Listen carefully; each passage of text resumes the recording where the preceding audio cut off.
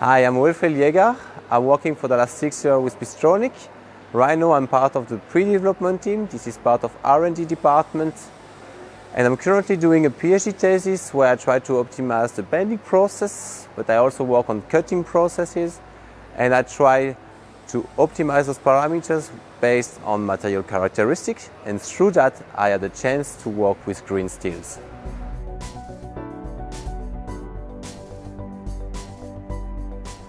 The world is changing. The steel industry has to transform. It has to become more sustainable. This is why here at Bystronic we want to participate to this transformation by integrating those new green steels into our processes. The steel industry is emitting a lot of CO2. It's estimated that it generates 7 to 8% of the global emissions in the world. That said, all the players are taking part in reducing emissions by changing the production process of iron ore-based steel, switching to a nitrogen-based process. In that process, they use hydrogen to reduce the iron ore, and the product generated afterwards is only water.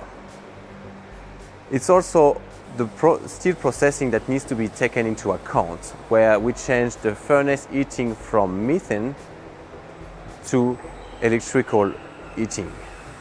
With green electricity, this reduces by almost 90% the CO2 emission from this industry.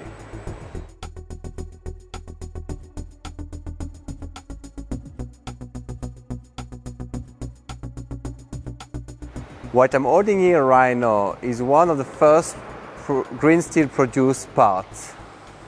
This part has been produced with Bystronic machines. We have been experimenting a lot with those materials, and the results so far look extremely exciting.